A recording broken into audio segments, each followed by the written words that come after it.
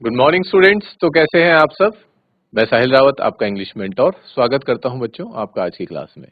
तो सीधा क्लास की ओर चलेंगे, बट क्लास की तरफ जाने से पहले मैं आपको थोड़ा सा क्विक रिवीजन करवा दूं कि इससे पिछली वाली क्लास में हमने क्या पढ़ा था। हमने पढ़ा था बच्चों आपका चैप्टर हु डिड पैट्रिक्स होमवर्क। ठीक है, तो उसी चैप्टर को हम आगे कंटिन्यू करेंगे। पहले थोड़ा सा एक बार मैं आपको रिवाइज करवाऊंगा कि उस चैप्टर में आखिर हमने पढ़ा क्या था, और फिर हम उस चैप्टर को आगे कंटिन्यू करेंगे। Clear students? So now let's move towards the class. हाँ तो बच्चों, अभी तक हमने देखा इस चैप्टर में आपके, जिसका नाम है हु डिड पैट्रिक्स होमवर्क, कि पैट्रिक का होमवर्क किसने किया। ठीक है, पैट्रिक ये बच्चा है जिसे हर वक्त सिर्फ और सिर्फ खेलना पसंद है, ये होमवर्क करने से बिल्कुल नफरत करता है। तो आखिरकार इसका होमवर्क फिर कौन करता है? तो हम देखते हैं कि पैट्रिक कभी भी होमवर्क नहीं करता था। वो हमेशा हॉकी, बास्केटबॉल, निंटेंडो एक वीडियो गेम का नाम है, वही खेलता रहता था। ठीक है, टीचर्स उससे बोलते थे कि पैट्रिक अपना होमवर्क कर लो, वरना तुम कुछ भी सीख नहीं पाओगे, और अगर कुछ नहीं सीखोगे तो जीवन में क्या करोगे। और पैट्रिक को भी कभी कभी ये बात रियलाइज होती थी कि हाँ यार, मुझे तो सच में कुछ भी नहीं आता है। मैं बिल्कुल, जैसे बोलते हैं ना, अनपढ़, एकदम गंवार हूँ, जिसे कुछ आता ही नहीं है, वैसा हूँ एकदम। लेकिन तब भी वो करता क्या, क्योंकि उसे तो होमवर्क करना पसंद नहीं था, बिल्कुल नफरत करता था होमवर्क करने से, तो फिर वो कैसे सीखता। फिर एक दिन की बात है, क्या होता है कि वो देखता है कि उसकी जो कैट है वो एक डॉल से खेल रही है। ठीक है, उसको खेल रही है, इधर उधर फेंक रही है, पटक रही है। तो जाकर के अपनी कैट से उस डॉल को छीन लेता है, और जैसे ही उस डॉल को बड़े ध्यान से देखता है तो उसे पता चलता है डॉल नहीं है, बल्कि ये एक डॉल के रूप में एक छोटा सा इंसान है। और वो छोटा सा इंसान क्या कहता है उससे, वो कहता है कि तुम मेरी जान बचा लो अपनी कैट से, क्योंकि ये मुझे वरना खा जाएगी या मार देगी। और उसके बदले में मैं तुम्हारी कोई भी एक विश, यानी कि तुम्हारी कोई भी एक ख्वाहिश पूरी कर दूंगा। पैट्रिक खुश हो जाता है, उसे लगता है कि जितनी भी मेरी समस्या थी अब सॉल्व हो जाएगी, क्योंकि उसकी सबसे बड़ी प्रॉब्लम ही थी कि उसका होमवर्क कोई कर देता। वो सोचता है कि ठीक है, मैं ऐसा करता हूँ, इससे विश मांगता हूँ कि तुम मेरा होमवर्क कर दो। और वो यही कहता है उससे कि तुम मेरा होमवर्क कर दो, मैं तुम्हारी जान बचा दूंगा। अब ये सुनते ही उस लिटिल मैन को बहुत ज्यादा गुस्सा आता है, क्योंकि उसे भी पैट्रिक की तरह होमवर्क करना नहीं पसंद था, और ना उसे कुछ भी नॉलेज था। होमवर्क करने के लिए तो नॉलेज होना चाहिए ना, कुछ आना चाहिए, तभी तो होमवर्क कर पाओगे। उसे भी कुछ नहीं आता था, लेकिन क्या करे, अब उसे अपनी जान भी बचानी थी। ठीक है, इसलिए वो कैसे भी करके अपना मुंह बना करके या फिर अपना मन मार करके हाँ बोल देता है कि ठीक है, तुम्हारा होमवर्क कर दूंगा। अब शुरू होता है होमवर्क करना।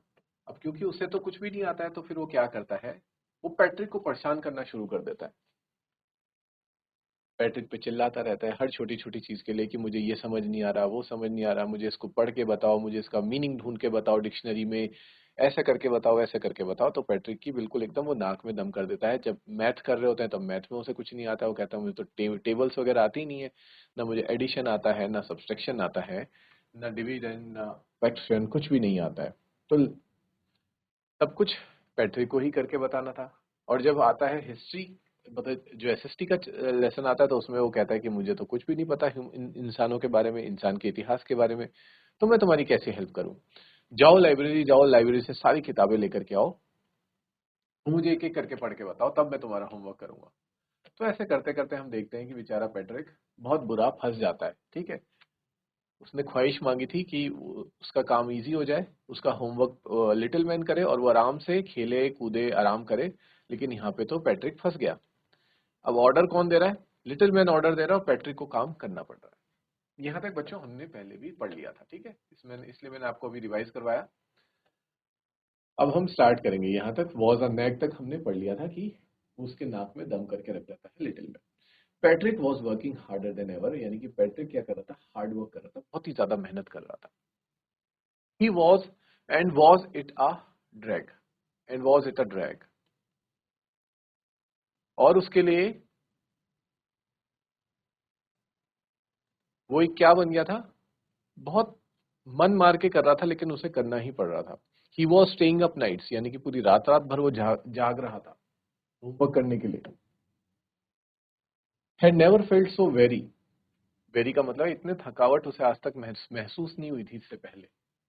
Was going to school with puffed eyes and blurry, ठीक है, यानी कि क्योंकि रात भर नहीं सो रहा था तो आंखें कैसी हो जाती हैं, आंखें बिल्कुल एकदम थकी थकी सी और सूजी रहती है, तो इसी तरह से वो पफ डाइज लेके, यानी कि सूजी हुई आंखें लेके स्कूल जाता था, क्योंकि रात भर सोया नहीं था, रात भर वो होमवर्क करने में लगा हुआ था। अब इतने पूरे साल भर का होमवर्क अगर 35 डेज में करना होगा, तो रात भर तो जागना पड़ेगा।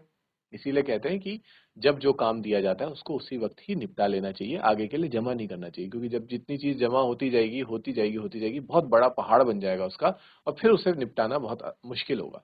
इसलिए थोड़ा थोड़ा करके ही क्या करना चाहिए, काम को खत्म करना चाहिए। Finally the last day of school arrived and the elf was free to go. और आखिरकार क्या होता है, वो लास्ट दिन आ जाता है स्कूल का, ठीक है, जिस दिन होमवर्क सबमिट करना था, और अब तक होमवर्क हो भी चुका था और एल्फ अब जाने के लिए फ्री था। ठीक है, उसने यही तो कहा था कि जिस दिन तुम्हारा होमवर्क हो जाएगा तो मुझे जाने दोगे।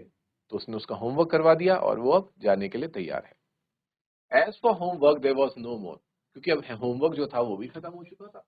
सो he quietly and slyly slipped out the back door, इसलिए वो क्वाइटली, बहुत ही आराम से, शांति से, जो बैक डोर है ना, वहां से निकल जाता है। ठीक है, और स्लोली क्वाइटली इसलिए जाता है ताकि उसको कोई देख ना ले, वो कैट उसे फिर से ना देख ले और फिर से पकड़ ना ले, इसलिए वो बहुत आराम से वहां से निकल जाता है। यहां तक सभी बच्चों को क्लियर है? किसी को कोई डाउट यहाँ पे स्टूडेंट्स?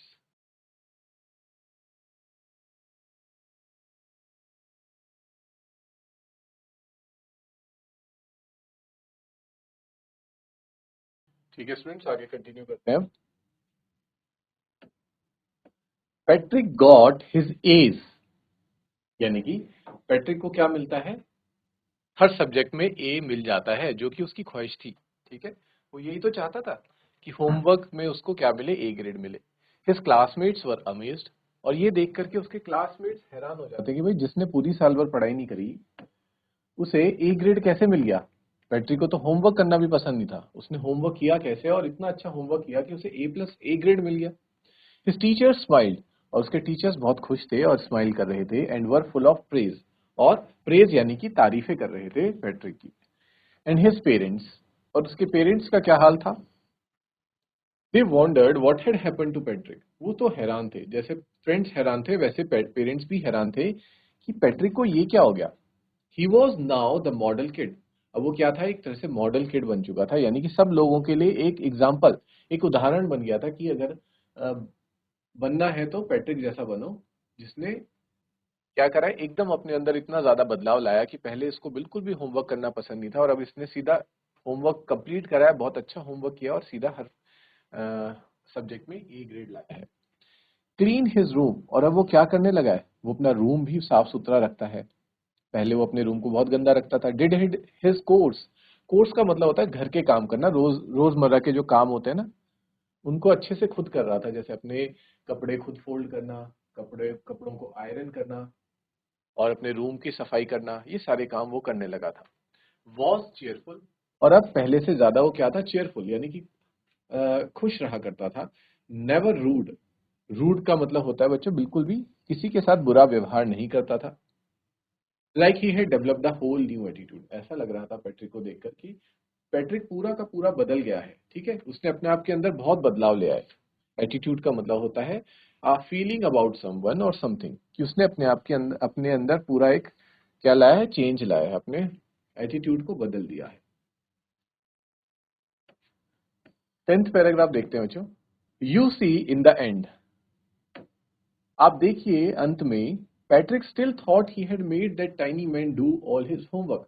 अभी भी पैट्रिक, क्योंकि बच्चा है, उसे क्या लग रहा है कि उसने पैट्रिक से सारा होमवर्क करवाया, वो लिटिल मैन सारा होमवर्क करके गया। But I will share a secret, लेकिन यहाँ पे जो इसके ऑथर है, ठीक है, इस कहानी के जो ऑथर है, रचयिता है, नरेटर है, जिनका नाम क्या है, कैरोल मूर। ठीक है बच्चों, इनका नाम है कैरोल मूर। वो ये कहते हैं कि लेकिन मैं आपके साथ एक सीक्रेट शेयर करता हूँ, सीक्रेट यानी कि राज की बात। ये एक राज की बात है, just between you and me, और ये सिर्फ आपके और मेरे बीच रहनी चाहिए। It was not the elf, कि वो एल्फ नहीं था जिसने होमवर्क किया, बल्कि वो कौन था, Patrick had done it himself, Patrick ने खुद ही वो होमवर्क किया। ठीक है, अब ध्यान से सुनो कि ऐसा ऑथर क्यों कह रहे हैं कि वो सारा होमवर्क पैट्रिक ने किया था। भले ही उस होमवर्क को लिखने वाला, उसमें हैंडराइटिंग जो है वो एल्फ की हो सकती है, लेकिन क्या सिर्फ हैंडराइटिंग मैटर करती है बच्चों? मैटर करता है उस होमवर्क के पीछे का हार्ड वर्क। मेहनत जो थी वो सारी किसकी थी? वो थी पैट्रिक की। क्योंकि लिखने का काम तो कोई भी कर सकता है, पैट्रिक खुद भी लिख सकता था, लेकिन उस होमवर्क को करने के लिए पैट्रिक को कितना एक्स्ट्रा एफर्ट करने पड़े। एक एक चीज रीड करके बतानी पड़ी, डिक्शनरी में वर्ड मीनिंग्स ढूंढ करके एक एक चीज प्रोनाउंस, एक एक वर्ड प्रोनाउंस करके लिटिल मैन को बताने पड़े। हिस्ट्री की जब बात आई, एसएसटी के जो सब्जेक्ट्स हैं उनकी जब बात आती है, तो उसे पूरा लाइब्रेरी से बहुत सारी, कहाँ उसे सिर्फ और सिर्फ अपने सब्जेक्ट की बुक पढ़नी थी और उसका होमवर्क करना था, बल्कि उसे एक्स्ट्रा किताबें लानी पड़ी, लाइब्रेरी से बहुत सारी बुक्स लानी पड़ी, एक एक हिस्ट्री के सारे चैप्टर को पढ़ के एल्फ को सुनाना पड़ा, तब जाके उसका हिस्ट्री का होमवर्क हो पाया। वैसे ही जब अगर हम मैथ्स के होमवर्क की बात करें तो उसे पहले टेबल सिखानी पड़ी लिटिल मैन को, addition, subtraction, division, multiplication, fraction, ये सब भी सिखाना पड़ा, तब जाके मैथ्स का होमवर्क हुआ। और ऐसे करते करते बाकी सारे होमवर्क भी हो पाए। तो इसके पीछे का सारा हार्डवर्क किसका था? पैट्रिक का।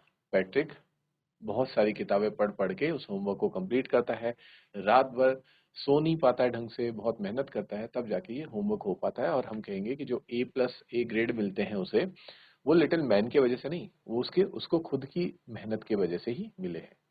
क्लियर बच्चों?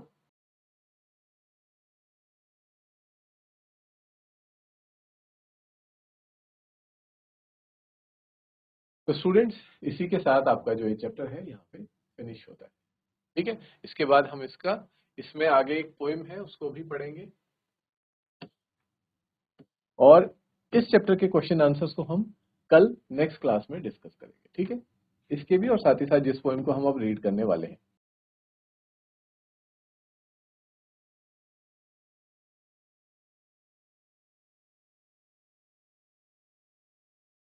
ये है स्टूडेंट्स आपके सामने poem. This is a poem जिसका नाम है a house a home.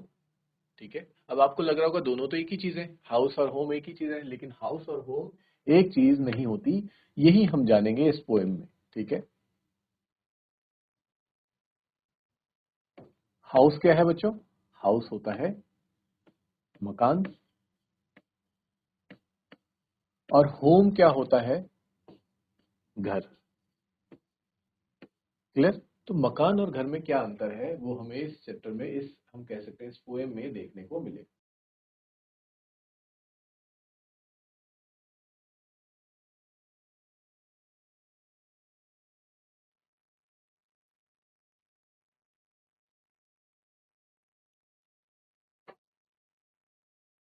Start करते हैं बच्चों अब इस पोएम को। What is the difference between a house and a home? सबसे पहले आपसे क्वेश्चन पूछ रहा है कि क्या अंतर है एक हाउस में और एक होम में, एक मकान में और एक घर में, क्या अंतर है? Discuss it with your partner, यानी कि आप अपनी क्लास में अपने क्लासमेट्स के साथ इसे डिस्कस करें सबसे पहले तो, और फिर इस पोएम को रीड करना शुरू करें। तो ये डिस्कस करने वाला काम आप बाद में करेंगे, अब हम इस चैप्टर को, इस पोएम को रीड करना शुरू करते हैं। फर्स्ट लाइन कह रही है व्हाट इज अ हाउस? एक मकान क्या होता है? तो एक मकान क्या होता है? It's brick. एक मकान होता है बच्चों ब्रिक, यानी कि ईंटों से बना हुआ, और स्टोन, ईंट और पत्थर की इमारत, ईंट और पत्थर से बनी हुई इमारत को हम कहते हैं house. And would that's hard, और साथ ही साथ इसमें लकड़ी भी देखने के लिए मिलती है। ठीक है, वुड वो लकड़ी जो हार्ड लकड़ी होती है। ठीक है, दैट इज योर हाउस, वो आपका मकान होता है।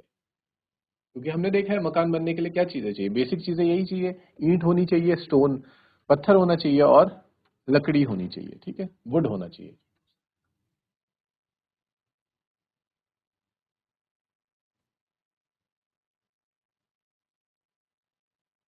सम विंडो ग्लास, कुछ खिड़कियों में ग्लास होता है।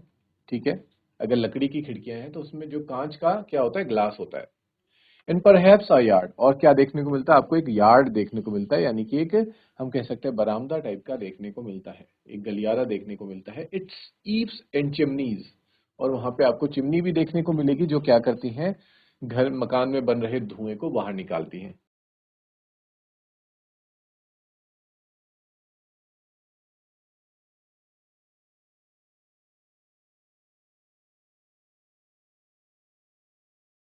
एंड टाइल फ्लोर्स, और जो फ्लोर होता है यानी कि जो का फर्श होता है, फर्श किसका बना होता है? टाइल का। कुछ लोग टाइल लगाते हैं, कुछ लोग मार्बल लगाते हैं। तो यही सब चीजें हमें एक मकान के अंदर देखने को मिलती हैं। क्लियर? एंड स्टको एंड रूफ, ठीक है, और आपको छत देखने को मिलता है, एंड लॉट्स ऑफ डोर्स, और बहुत सारे दरवाजे देखने को मिलते हैं। तो ये था बच्चों हमारा मकान। ठीक है, मकान में ये सब देखने को मिलता है।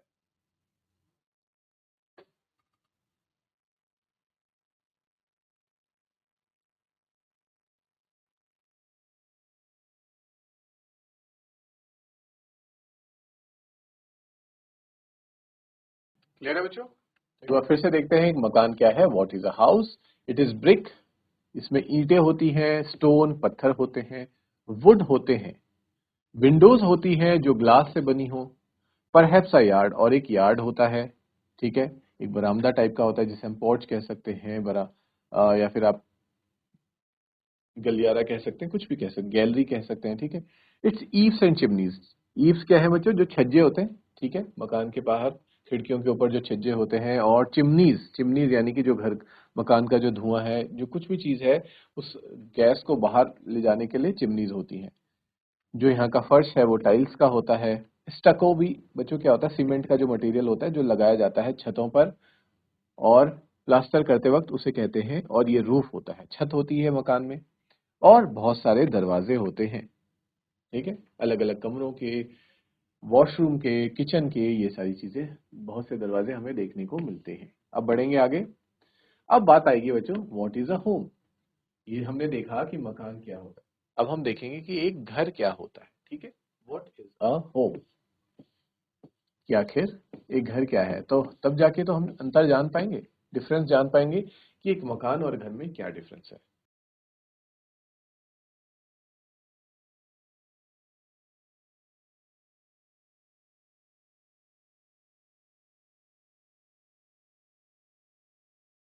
It's loving and family.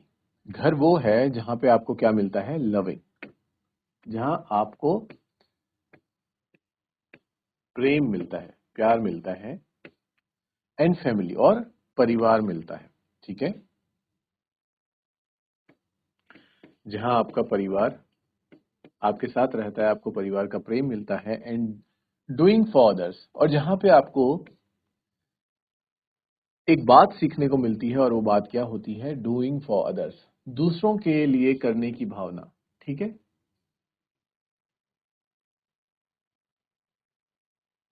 दूसरों के लिए जो भावना, जो फीलिंग आती है, वो कहाँ से हम सीखते हैं? वो अपने परिवार से सीखते हैं। ठीक है, तो देखो घर में हमें क्या क्या चीजें देखने मिली। हम वहाँ सीखते हैं प्यार करना। ठीक है, कि सबसे कैसे प्यार मोहब्बत के साथ रहना है। परिवार में किस तरह से ये सीखते हैं कि डूइंग फॉर अदर्स, कि दूसरों के लिए हमें कुछ भी अच्छा करना है। It's brothers and sisters, fathers and mother's.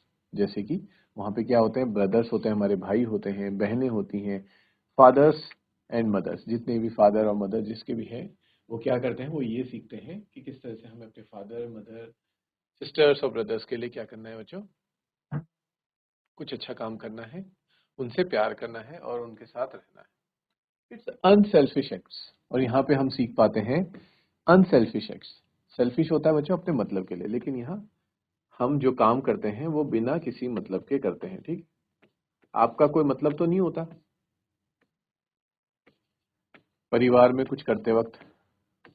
आप अपनी सिस्टर के लिए, ब्रदर के लिए, मदर के लिए, फादर के लिए अगर कुछ करते हैं, तो क्या आप किसी मतलब के कारण करते हैं कि हाँ इससे मुझे ये मिलेगा तो मैं ये काम करता हूँ? है ना, ऐसा नहीं होता। तो ये जो अनसेल्फिश एक्ट्स होते हैं, जिसे हम बोलते हैं निस्वार्थ भाव से कार्य करना। ठीक है, बिना किसी स्वार्थ के कोई काम करना, इज कॉल्ड अनसेल्फिश एक्ट। ठीक है, मैं यहाँ लिख भी देता हूँ, निस्वार्थ कार्य, निस्वार्थ भाव से किया गया कार्य।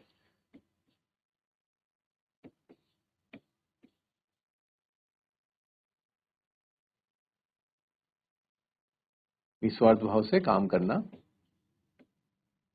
या किसी की मदद करना। एंड काइंडली शेयरिंग, और हम यहाँ पे सीखते हैं शेयर करना। ठीक है, शेयर करना यानी कि बांटना। आपके पास जो चीज है उसको सबके साथ मिल बांट के कंज्यूम करना।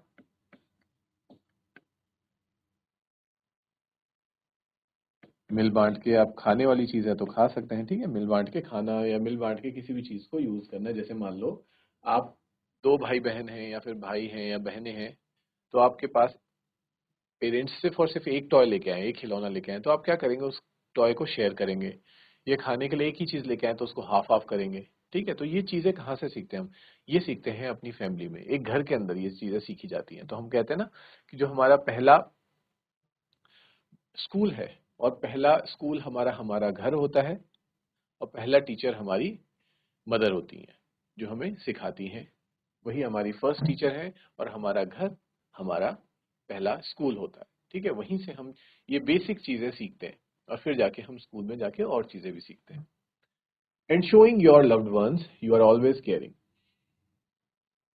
और हम जितने भी हमारे लव्ड वंस हैं, लव्ड वंस यानी कि जिनसे हम प्यार करते हैं और जो हमसे प्यार करते हैं, उनको ये दिखाना कि आप हमेशा उनकी केयर करते हैं, यानी कि परवाह करते हैं।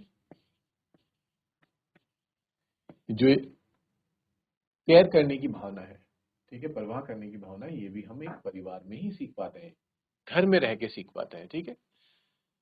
जिसके पास, जो इतना खुशकिस्मत नहीं है कि जिसके पास परिवार नहीं है, ना घर है अपना, तो वो इन चीजों से क्या रह जाता है बच्चों? He is far away from these things. वो इन चीजों से वंचित रह जाता है और इन चीजों को सीख नहीं पाता, इनके अभाव में ही बड़ा होता है।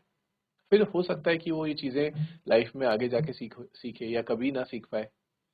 तो बट जिनके पास घर है, परिवार है, दे आर वेरी लकी, वो बहुत ही ज्यादा खुशकिस्मत है कि वो ये सारी चीजें सीख पाते हैं। इसीलिए एक घर की बहुत ज्यादा महत्व, इंपॉर्टेंस बताई गई है हमें, ठीक है। तो अब आई गेस बच्चों आप लोग समझ गए होंगे कि क्या डिफरेंस है एक मकान में और एक घर में।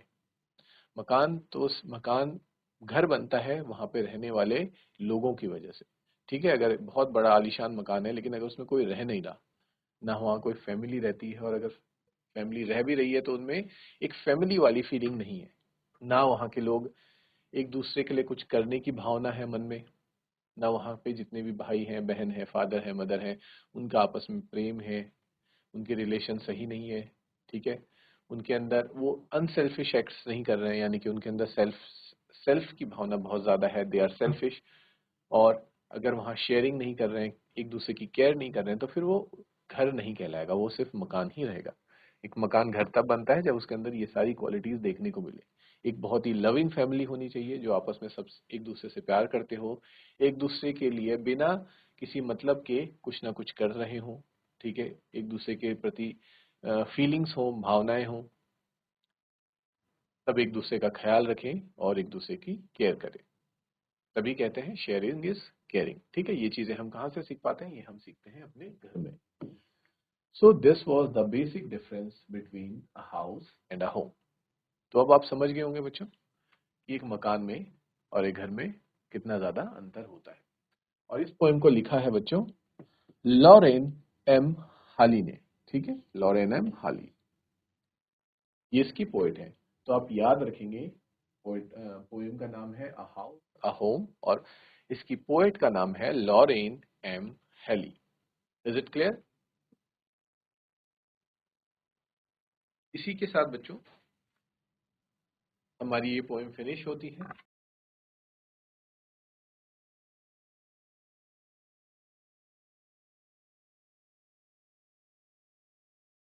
सो स्टूडेंट्स, आज हमने अपनी क्लास में एक chapter who did पैट्रिक्स homework complete कर लिया है, और साथ ही साथ एक poem a home a house भी कंप्लीट कर लिया है, ठीक है। अब मिलेंगे हम कल नेक्स्ट क्लास में, जहां पे हम डिस्कस करेंगे इस चैप्टर के पैट्रिक्स होमवर्क वाले और ये जो पोएम है अ हाउस अ होम, इन दोनों के क्वेश्चन आंसर्स को डिस्कस करेंगे। तो मिलते हैं बच्चों नेक्स्ट क्लास में। Till then take care, have a good day and thank you students.